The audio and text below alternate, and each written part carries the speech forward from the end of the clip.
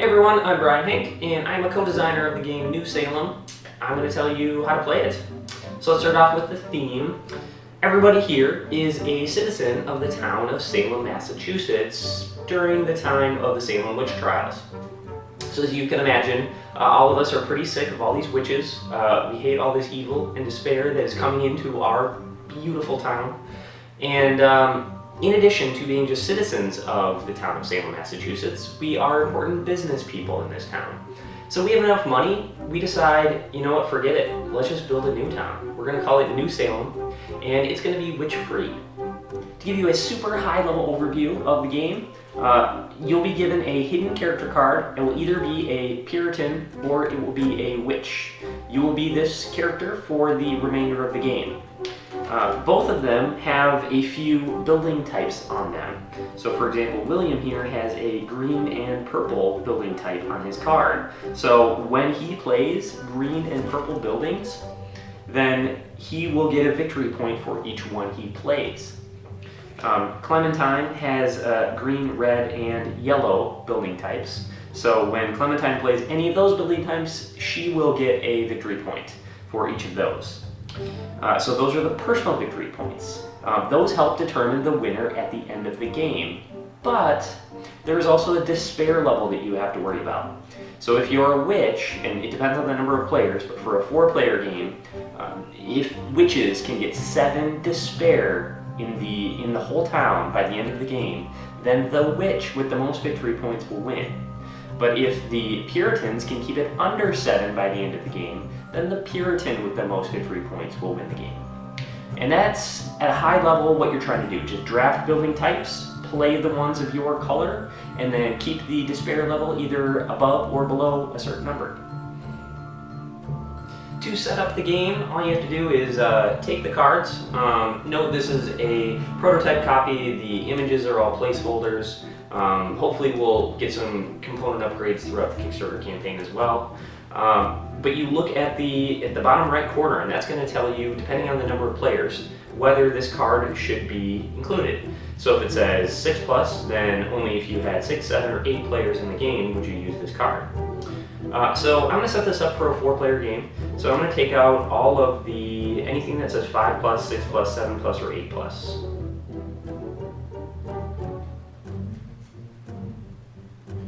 I'm also going to take out the character cards and the round cards. Let's start off with the character cards. So you will either be a Puritan or you will be a witch. So take a look at the rules, or you can see the table right here. We need to figure out how many of each will be dealt to players. So in a 4-player game, you can see you take 4 random Puritan characters, and you take 1 random witch, and the rest of them will go back to the box. You shuffle these up, so now there's 5, and you will deal 1 to each player. The last one will also go back into the box. So let's play a round. You can see on the round counter here that it says draw 3, play 2. So that means we'll just deal out 3 cards to each player. And we have a drafting mechanic. So everybody at the same time, we want to keep everybody playing at the same time so that nobody's just kind of sitting there bored. So you look at your cards, you choose one that you want to play, and you put it face down in front of you. And then you pass your cards to the next player. So they choose that, they choose that, they choose that. No matter which round it is, once you get down to 2 cards, you now have a decision. You can either take one, play this one, and discard this one. So play 1, discard 1. Or if you really don't like these 2 cards, you can just discard both and get 1 random card. And that's the one you're playing. You can see on the round counter that in round 1 you draw 3 and play 2. So once everybody has their 2 cards, you just, at the same time, put them face up. So everybody just flips them all face up at the same time. This game keeps moving very, very quickly. And we can now see what each player has played. So when you play a building, when you see a hope icon, you put a hope cube on it. When you see a despair icon, you put a despair cube on it. And this one over here means that you take away a despair cube. So I am distributing these as required. So that's the end of round 1. And let's just say nobody is going to do anything at the end of round 1. You do have some options to purchase events, but I'm just going to deal out round 2. So you can see this one, draw 4, play 3. So I'm going to deal out 4 cards to each player.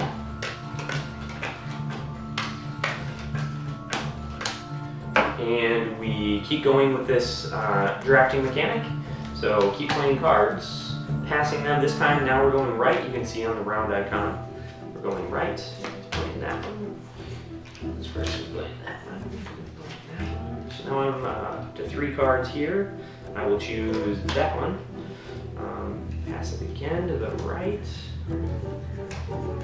Help everybody else here. And now when I have 2 cards left, I again get to decide. I don't really like either of these. I'm going to trade both of them for 1 random card. So once everybody has their 3, then they can flip them face up. Again, I'm going to help my imaginary opponents here. Okay, so everybody flips them face up. Those buildings they played, that's what they played, that's what they played. Okay. Now what do we have here?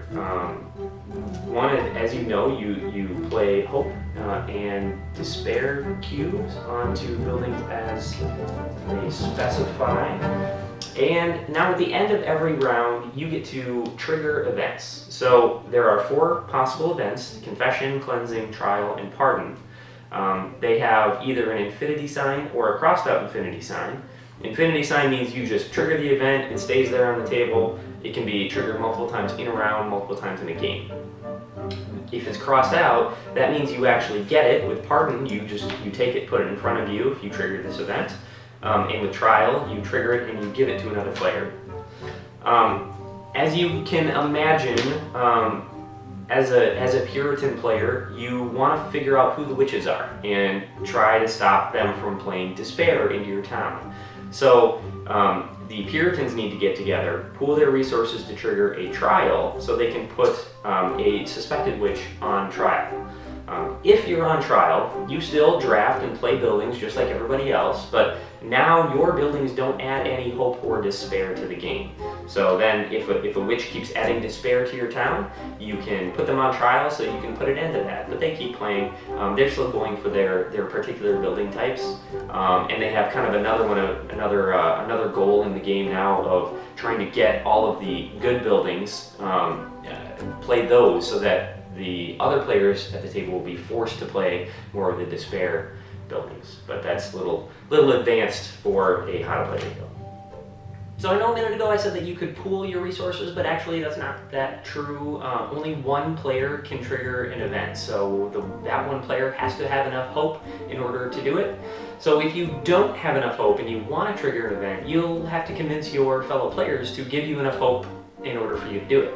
There's also no order in it as far as trading resources goes or triggering events. It's just the first person to have enough hope and to say, I'm going to trigger this event, that one goes.